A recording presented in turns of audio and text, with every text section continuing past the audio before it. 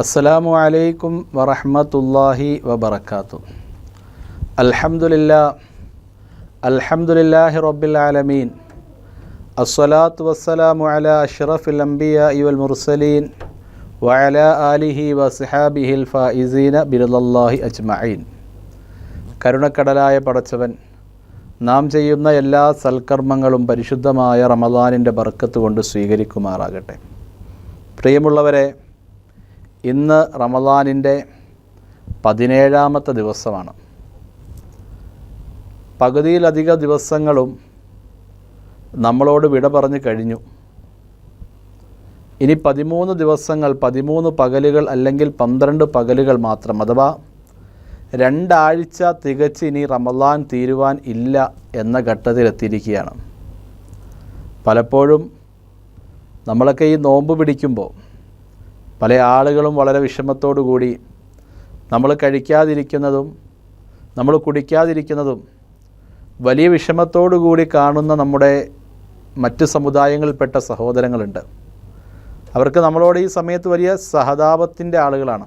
എന്ന് പറഞ്ഞാൽ ഇവർ കഴിക്കാതിരിക്കുകയാണ്, കുടിക്കാതിരിക്കുകയാണ് എന്ന വിഷയത്തിൽ വലിയ വിഷമമുള്ള ആളുകൾ. യഥാർത്ഥത്തിൽ മുസ്ലിമീങ്ങളെ സംബന്ധിച്ചിടത്തോളം ഈ 17 ദിവസങ്ങളും കടന്നുപോയത് ഇന്നലെ എന്ന ഒരു പ്രതീതി മാത്രമാണ് ഉണ്ടാക്കിയിരിക്കുന്നത്. ആ സഹോദര സമുദായങ്ങളിൽപ്പെട്ടവരുടെ സ്നേഹമാണ്, നമ്മളോടുള്ള താല്പര്യങ്ങളാണ് അത്തരം ചിന്തകൾ അവരുടെയൊക്കെ ഹൃദയത്തിലുണ്ടാക്കുന്നത്. മുസ്ലിമീങ്ങളെ സംബന്ധിച്ചിടത്തോളം അവർക്ക് നോമ്പ്, ഈ അതികഠിനമായ വ്രതം, അന്നപാനീയങ്ങളെല്ലാം പൂർണ്ണമായി ഉപേക്ഷിച്ചുകൊണ്ടുള്ള വ്രതം ഒരു പ്രയാസങ്ങളും ഉണ്ടാക്കിയിട്ടില്ല. ശക്തമായ ചൂടിൻ്റെ ഈ സമയത്ത് പോലും പ്രയാസങ്ങൾ ഉണ്ടാക്കിയിട്ടില്ല എന്നതാണ് സത്യം. അള്ളാഹു എല്ലാവർക്കും ഹിദായത്ത് കൊടുത്ത് അനുഗ്രഹിക്കുമാറാകട്ടെ. പ്രിയമുള്ളവരെ, റമദാനിൻ്റെ 2ാമത്തെ 10ൻ്റെ അവസാനവും 3ാമത്തെ 10ൻ്റെ തുടക്കവുമായൊരു ഘട്ടത്തിൽ സാധാരണഗതിയിൽ മുസ്ലിമീങ്ങൾക്കിടയിൽ കൂടുതലായി നടക്കുന്നൊരമലാണ് സക്കാത്തിൻ്റെ വിതരണം. യഥാർത്ഥത്തിൽ റമദാൻ മാസത്തിൻ്റെ പ്രതിഫലവും കൂടി കിട്ടുമെന്നോർത്തായിരിക്കും പല ആളുകളും സക്കാത്ത് റമദാൻ മാസത്തിൽ കൊടുക്കൽ. അവിടെ നാം മനസ്സിലാക്കേണ്ട ഒരു കാര്യമുണ്ട്. സക്കാത്തും റമദാനും തമ്മിൽ യാതൊരു ബന്ധവുമില്ല എന്നു മാത്രമല്ല, ചില ആളുകളുടെ റമദാനിലേക്കുള്ള സക്കാത്തിൻ്റെ കൊടുക്കൽ ശരിയാവുക പോലുമില്ല. സക്കാത്ത് എന്ന് പറഞ്ഞാൽ അതൊരു നിർബന്ധിത ദാനമാണ്, കൊടുത്തേ പറ്റൂ. ദാനങ്ങൾ പല വിധത്തിലുണ്ട്. സ്വതക്കയുണ്ട്, സക്കാത്തുണ്ട്, ഹദിയ ഉണ്ട്, ഹിബത്തുണ്ട്. ഇങ്ങനെ ദാനങ്ങൾ പല വിധത്തിലാണ്. ഇതിൽ സക്കാത്തിൻ്റെ പ്രത്യേകത, നിർബന്ധമായും ഒരളവോളം സമ്പത്തെത്തിയാൽ അതിൻ്റെ 2.5% സക്കാത്ത് കൊടുക്കൽ നിർബന്ധമാണ്. അതെപ്പോൾ കൊടുക്കണം? തങ്ങളുടെ കയ്യിലുള്ള മൂലധനം 1 വർഷം എന്നാണോ പൂർത്തിയാകുന്നത് അന്ന് കൊടുക്കണം. ഇതാണ് സക്കാത്തിൻ്റെ കാലാവധി. എല്ലാ കർമ്മങ്ങൾക്കും സമയങ്ങൾ അല്ലാഹു നിശ്ചയിച്ചിട്ടുണ്ട്. നിസ്കാരത്തിന് സമയങ്ങളുണ്ട്, നോമ്പിന് സമയമുണ്ട്, ഹജ്ജിന് സമയമുണ്ട്. അത് അതാത് സമയങ്ങളിൽ ചെയ്തെങ്കിൽ മാത്രമാണ് ശരിയാവുകയുള്ളൂ. ഒരാൾ ഹജ്ജ് ചെയ്യാൻ വേണ്ടി റബിയുൽ അവ്വൽ മാസത്തിൽ പോയി, നബിതങ്ങൾ ജനിച്ച മാസമല്ലേ, ഈ മാസം പോയി ഹജ്ജ് ചെയ്തേക്കാം എന്ന് കരുതിയാൽ അയാൾക്ക് അറഫയിൽ പോയാൽ ഒരു ഹജ്ജിൻ്റെയും പ്രതിഫലം കിട്ടില്ല. റമദാൻ മാസങ്ങളുടെ നേതാവാണല്ലോ, ഈ മാസം പോയി ഹജ്ജ് ചെയ്യാം എന്ന് കരുതിയാൽ ഹജ്ജ് നടക്കില്ല. ദുൽഹജ്ജ് മാസത്തിൽ മാത്രമാണ് ഹജ്ജ് നടക്കുകയുള്ളൂ. അതും ദുൽഹജ്ജ് 5 ദിവസങ്ങൾ. ഈ ദിവസങ്ങളല്ലാതെ മറ്റേത് ദിവസങ്ങളിൽ ഹജ്ജിൻ്റെ എല്ലാ പ്രവർത്തികൾ ചെയ്താലും അയാളുടേത് ഹജ്ജ് ആവുകയില്ല, വെറും പ്രവർത്തികൾ മാത്രമാവുകയുള്ളൂ. എന്ന് പറഞ്ഞതുപോലെ ഓരോ അമലിനും അതിൻ്റേതായ സമയം ഇസ്ലാം പഠിപ്പിക്കുന്നുണ്ട്. അത്തരത്തിൽ സക്കാത്തിനും ഒരു സമയമുണ്ട്.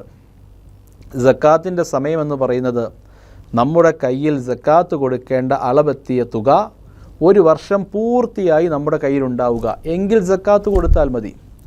പല ആളുകളും ഈ അടുത്ത സമയങ്ങളിൽ അഥവാ റമദാൻ ആയാൽ പിന്നെ സക്കാത്തുമായി ബന്ധപ്പെട്ട് ധാരാളം ചോദ്യങ്ങളാണ്. ധാരാളം ആളുകൾ സക്കാത്ത് കൊടുക്കുന്നുണ്ട് എന്നത് നമ്മെ വലിയ സന്തോഷത്തിലാക്കുന്ന ഒരു കാര്യമാണ്. ആളുകൾ പല ഭാഗത്തു നിന്നും ഉസ്താദെ എത്രയാണ് കൊടുക്കേണ്ടതെന്ന് ചോദിക്കുമ്പോൾ സന്തോഷമാണ്.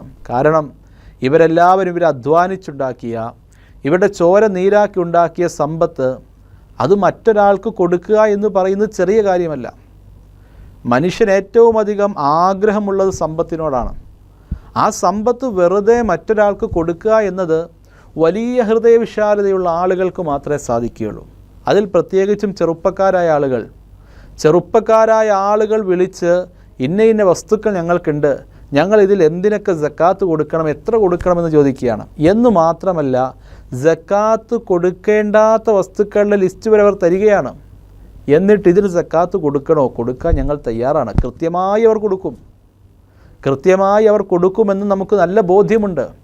അങ്ങനെയൊക്കെ വിവിധ ഭാഗങ്ങളിൽ നിന്ന് നമ്മളോട് ധാരാളം ചോദ്യങ്ങളും സംശയങ്ങളും വരുമ്പം യഥാർത്ഥത്തിൽ അതിന് മറുപടി കൊടുക്കുന്നത് വലിയ സന്തോഷമാണ്. കാരണം നമസ്കരിക്കുവാൻ ശരീരം മതി, ഹജ്ജ് ചെയ്യുവാനും ശരീരവും സമ്പത്തുള്ളവൻ ചെയ്താൽ മതി, നോമ്പ് പിടിക്കാനും ശരീരം മതി. സക്കാത്ത് അത് മാലുമായി, ധനവുമായി ബന്ധപ്പെട്ടതാണ്. അത് കൊടുക്കുക എന്ന് പറയുന്നത് ചെറിയ കാര്യമല്ല. മനുഷ്യൻ്റെ ഹൃദയത്തോട് ചേർത്താണ് പോക്കറ്റുകൾ തേക്കുക.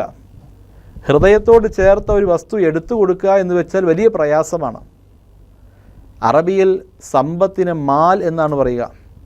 മാൽ എന്ന് പറഞ്ഞാൽ ചായുക എന്നൊക്കെയാണ് അതിൻ്റെ ഒരു ഭാഷാപരമായ അർത്ഥം. എപ്പോഴും മാലിനോട് ആളുകൾക്ക് താല്പര്യമായിരിക്കും.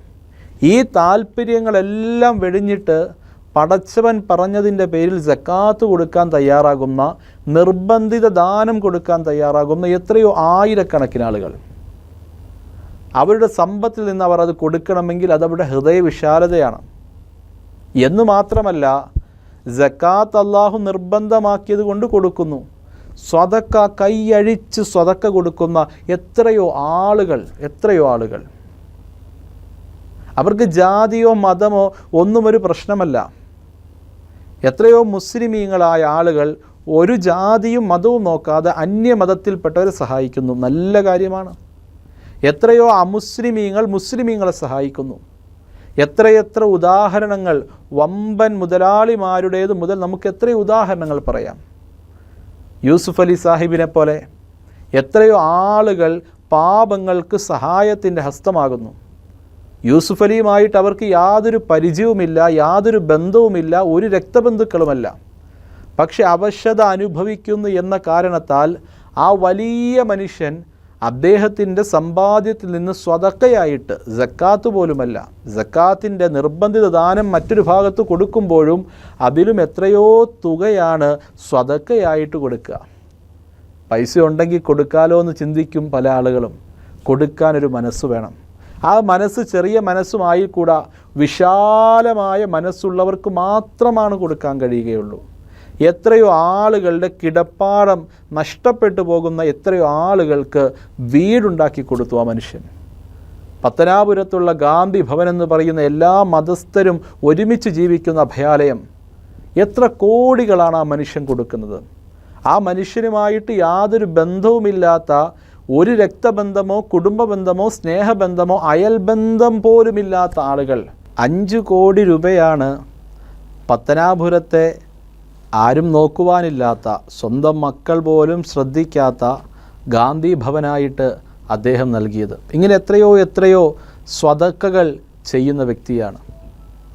യഥാർത്ഥത്തിലൊരു മലയാളി എന്ന രൂപത്തിൽ നമുക്കൊക്കെ വലിയ അഭിമാനം നൽകുന്ന ആളാണ് യൂസുഫ് അലി സാഹിബ്. അള്ളാഹു ആഫിയത്തുള്ള ദീർഘായുസ് കൊടുക്കുമാറാകട്ടെ. അദ്ദേഹത്തിൻ്റെ ഉമ്മയുടെയും വാപ്പയുടെയും പേരിൽ എത്ര സ്ഥാപനങ്ങളാണ് പാവങ്ങൾക്ക് വേണ്ടി നിർമ്മിച്ച് അദ്ദേഹം കൊടുത്ത്, അദ്ദേഹത്തിൻ്റെ അധ്വാനത്തിൽ നിന്നിട്ടും. അദ്ദേഹത്തിൻ്റെ ആ ഗുണങ്ങൾ മനസ്സിലാക്കി തന്നെ അള്ളാഹു അതിന് ഒത്ത മരുമക്കളെയും നൽകി. ഷംസീർ വയലിനെ പോലെയുള്ള അതിനൊത്ത മരുമക്കളെയും പടച്ചവൻ അദ്ദേഹത്തിന് നൽകി. ഇങ്ങനെ നോക്കുമ്പോൾ സ്വതക്കകൾ കൊണ്ട് മൂടുന്ന ഒരു മനുഷ്യൻ, അതുപോലെ തന്നെ മതവിശ്വാസത്തിലുള്ള അദ്ദേഹത്തിൻ്റെ ആഴമേറിയ അറിവ്, തൻ്റെ പ്രായമായ ജോലിക്കാരെ പോലും ചേർത്ത് പിടിക്കാൻ എത്ര വലിയ സ്ഥാനത്തിരിക്കുന്ന വ്യക്തിയാണ് അദ്ദേഹം. തൻ്റെ പ്രായമേറിയ ജോലിക്കാരെ പോലും ചേർത്ത് പിടിച്ച് പരിശുദ്ധമായ യാസീൻ്റെ ആയത്തുകൾ ഓതിക്കൊണ്ട് ആ സന്ദർഭത്തിനനുസരിച്ച് അർത്ഥം വയ്ക്കുവാനുള്ള ഒരു കഴിവ് ഉള്ള മനുഷ്യൻ അള്ളാഹു ദീർഘായുസ് നൽകി അനുഗ്രഹിക്കുമാറാകട്ടെ. ഇങ്ങനെ എടുത്തു നോക്കിയാൽ ധാരാളം സ്വതക്കകൾ ചെയ്യുന്ന ആളുകൾ ഒരുപാടുണ്ട്. എത്രയോ മൺമറിഞ്ഞു പോയവർ. ഡൽഹി ജുമാ മസ്ജിദിൻ്റെ പുറത്ത് എല്ലാ വെള്ളിയാഴ്ച ദിവസങ്ങളിലും ബിരിയാണി വിതരണം ചെയ്യുന്ന ഒരു കടയുണ്ട്. ധാരാളം ഭിക്ഷാടനക്കാർ അവിടെ വരികയും സൗജന്യമായി അവർക്ക് ആ കടയിൽ നിന്ന് ആഹാരം നൽകുകയും ചെയ്യും. ഇതെല്ലാ ആഴ്ചകളിലും നടന്നുകൊണ്ടിരിക്കുകയാണ്. ഒരു ഫെബ്രുവരി മാസത്തിൻ്റെ തുടക്കം പതിവ് പോലെ വെള്ളിയാഴ്ച ജുമഅ കഴിഞ്ഞ് ഭിക്ഷാടനക്കാർ സയ്യിദ് ഹോട്ടലിലേക്ക് കടന്നു വന്നു. സയ്യിദ് ഹോട്ടലിൻ്റെ മുതലാളി പറഞ്ഞു, ഇന്ന് നിങ്ങൾക്ക് ബിരിയാണി ഇല്ല. ആളുകൾ ബഹളം മയമുണ്ടാക്കാൻ തുടങ്ങി. എത്രയോ നാളുകളായി മുടങ്ങാതെ നടക്കുന്ന അന്നദാനമാണ്. അവസാനം സയ്യിദ് ഹോട്ടലിൻ്റെ ഉടമ പറഞ്ഞു, ഇത്രയും നാളും നിങ്ങൾക്ക് സൗജന്യമായിട്ട് ബിരിയാണി തന്നുകൊണ്ടിരുന്നത് ഞാനായിരുന്നില്ല. ഏതോ ഒരു അറിയപ്പെടാത്ത വ്യക്തി എല്ലാ ആഴ്ചയും നൽകുവാനുള്ള ബിരിയാണിയുടെ തുക എൻ്റെ അക്കൗണ്ടിലോട്ട് കൃത്യമായി ഇട്ടിരുന്നു. ഈ ആഴ്ചയിൽ അദ്ദേഹം ആ തുക ഇട്ടിട്ടില്ല. അതുകൊണ്ട് നിങ്ങൾക്ക് തരാൻ കഴിയില്ല. ആളുകൾ വെറുതെ വിടുമോ? ആളുകൾ ബഹളമുണ്ടാക്കി. അവസാനം അന്നത്തെ ദിവസത്തെ ബിരിയാണി സ്വന്തം ചിലവിലായി സയ്യിദ് ഹോട്ടലിൻ്റെ ഉടമയ്ക്ക് നൽകേണ്ടി വന്നു. ആ ദിവസം കഴിഞ്ഞു. അയാൾ ആകെ ഭയപ്പാടിലായി. നൂറുകണക്കിന് ആളുകളാണ് സൗജന്യമായി ആഹാരത്തിനായി വെള്ളിയാഴ്ച ദിവസം വരുന്നത്. അടുത്ത വെള്ളിയാഴ്ചയും വന്നാൽ എന്ത് ചെയ്യും? അദ്ദേഹം തനിക്ക് കൃത്യമായി മുടങ്ങാതെ എല്ലാ ആഴ്ചയിലും ഇവർക്കുള്ള ആഹാരത്തിൻ്റെ തുക ഇട്ടുകൊണ്ട് തന്നിരുന്ന ആ മനുഷ്യൻ്റെ അഡ്രസ്സ് കണ്ടെത്തുകയാണ്. അദ്ദേഹം ആ അഡ്രസ്സ് തിരഞ്ഞ് കണ്ടുപിടിച്ചപ്പോൾ അത്ഭുതപ്പെട്ടു പോയി. ആരായിരുന്നു എല്ലാ മാസവും എല്ലാ ആഴ്ചകളിലും ഇവർക്കുള്ള ആഹാരത്തിൻ്റെ അന്നദാനത്തിൻ്റെ പൈസ മുടങ്ങാതെ ഇട്ടുകൊടുത്തതെന്നറിയുമോ? ഇന്ത്യയുടെ വിദേശകാര്യ സഹമന്ത്രിയായിരുന്ന ഈ അഹമ്മദ് സാഹിബായിരുന്നു. അള്ളാഹു അദ്ദേഹത്തിന് മഗ്ഫിറത്ത് നൽകുമാറാകട്ടെ. ഈ അഹമ്മദ് സാഹിബ് ഫെബ്രുവരി മാസത്തിൽ മരണപ്പെട്ടു. അദ്ദേഹം മരണപ്പെട്ടതിന് ശേഷമുള്ള ആഴ്ചയിലാണ് തുക വരാതെ മുടങ്ങിപ്പോയത്. സയ്യിദ് ഹോട്ടലിൻ്റെ ഉടമ അദ്ദേഹത്തിൻ്റെ മക്കളോട് ഈ കാര്യങ്ങൾ പറഞ്ഞു. അദ്ദേഹത്തിൻ്റെ മക്കൾ അത് ഏറ്റെടുക്കുവാൻ തയ്യാറായി. അദ്ദേഹത്തിൻ്റെ മക്കൾ ഞങ്ങളുടെ വാപ്പ് ചെയ്ത ഈ സൽക്കർമ്മം, ഈ സദക്ക ഞങ്ങളും മുടങ്ങാതെ ചെയ്യാമെന്ന് ഏറ്റെടുത്ത് പിന്നീടും ആഴ്ചകളിൽ വരുന്ന ഓരോ ഭിക്ഷാടനക്കാർക്കും ആ നല്ല വാപ്പയുടെ നല്ല മക്കൾ ഈ ദൗത്യം ഏറ്റെടുത്തുകൊണ്ടിരിക്കുകയാണ്. ഇങ്ങനെ നാം പരിശോധിച്ചു നോക്കിയാൽ സ്വതക്കകൾ കൊണ്ട് അത്ഭുതപ്പെടുത്തുന്ന ധാരാളം ആളുകൾ. ആ ലിസ്റ്റ് ഒരിക്കലും അവസാനിക്കാതെ നീളുകയാണ്. അതിൻ്റെ ഒരു ഉദാഹരണമാണ് എറണാകുളം ജില്ലയിലെ നെല്ലിക്കുഴിയിൽപ്പെട്ട പ്രിയപ്പെട്ട സമീർ സാഹിബ്. പൂങ്കുഴി എന്ന് പറയുന്ന തൻ്റെ ആ വീട്ടുപേരിനെ ചേർത്ത് വെച്ച ഒരു വലിയ വ്യക്തിത്വം. കൊടുക്കുന്ന സ്വതക്കയ്ക്ക് കയ്യും കണക്കുമില്ല. എന്നാൽ ഒരിക്കൽ പോലും താൻ കൊടുക്കുന്നത് മറ്റുള്ളവർ അറിയരുത് എന്നാഗ്രഹിക്കുന്ന വ്യക്തിത്വം. നെല്ലിക്കുഴിയിൽ പ്രവർത്തിക്കുന്ന പീസ് വാലി എന്ന് പറയുന്ന സ്ഥാപനം, ആ സ്ഥാപനത്തിൽ വരുന്ന അന്തേവാസികൾക്ക് താമസിക്കുവാൻ വേണ്ടി 2.5 കോടി രൂപയോളം മുടക്കിക്കൊണ്ടാണ് അദ്ദേഹം അവിടെ മുഴുവൻ സർവ്വ സജ്ജീകരണങ്ങളോടും കൂടി ബിൽഡിംഗ് പണിതത് തൻ്റെ വെല്ലുപ്പാക്ക് വേണ്ടി. ഇതൊരു ചെറിയ ഉദാഹരണം മാത്രമാണ്. തങ്ങൾക്ക് കിട്ടുന്ന വിഹിതത്തിൽ നിന്നും ആ വിഹിതത്തിൻ്റെ വലിയൊരംശം മറ്റുള്ളവർക്ക്, പാവങ്ങൾക്ക് ഇങ്ങനെ പങ്കുവയ്ക്കാൻ സാധിക്കുന്ന കുറേ നല്ല മനുഷ്യന്മാരുള്ളതാണ് നമ്മുടെ ലോകം ഇന്നും ഇങ്ങനെ നിലനിൽക്കാനുള്ള കാരണം. എത്രയോ ആളുകൾക്ക് സമീർ സാഹിബിൻ്റെ കൈത്താങ്ങാകുന്നുണ്ട്.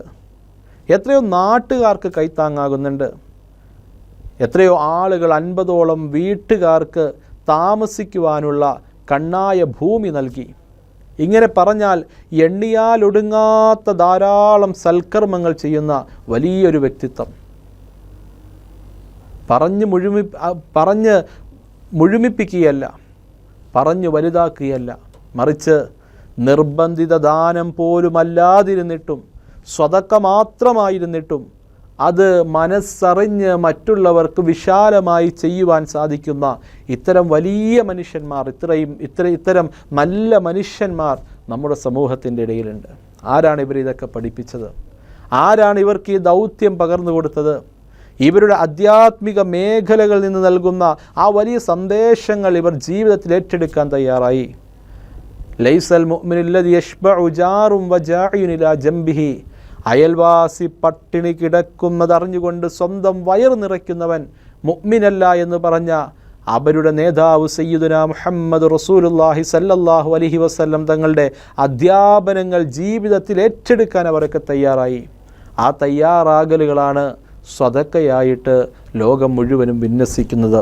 അള്ളാഹു അവർക്കൊക്കെ ആഫിയത്ത് നൽകി അനുഗ്രഹിക്കട്ടെ എന്ന് എപ്പോഴും ഓരോരുത്തരും ദുആ ചെയ്യണം.